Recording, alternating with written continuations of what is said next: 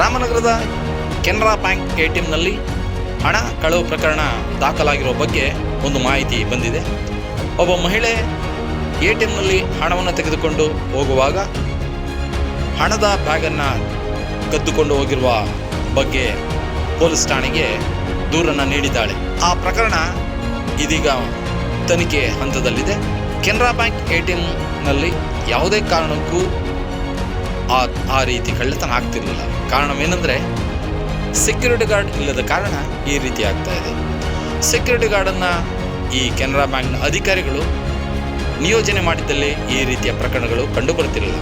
ಸಾರ್ವಜನಿಕರು ಬಹಳ ಭಯಭೀತದಿಂದ ಕೇಳ್ತಾ ಇದ್ದಾರೆ, ನಮ್ಮ ಹಣ ಈ ರೀತಿ ಆದಲ್ಲಿ ಮುಂದೇನು ಎನ್ನುವುದನ್ನು ಹೇಳ್ತಾ ಇದ್ದಾರೆ. ಹಾಗಾಗಿ ಕೆನರಾ ಬ್ಯಾಂಕ್ನ ಅಧಿಕಾರಿಗಳು ಇನ್ನು ಮುಂದಾದರೂ ಆ ATMಗೆ ಸೆಕ್ಯೂರಿಟಿ ಗಾರ್ಡನ್ನು ನೇಮಿಸತಕ್ಕದ್ದೆಂದು ನಾವಾದರೂ ಕೇಳಿಕೊಡ್ತಿದ್ದೇವೆ.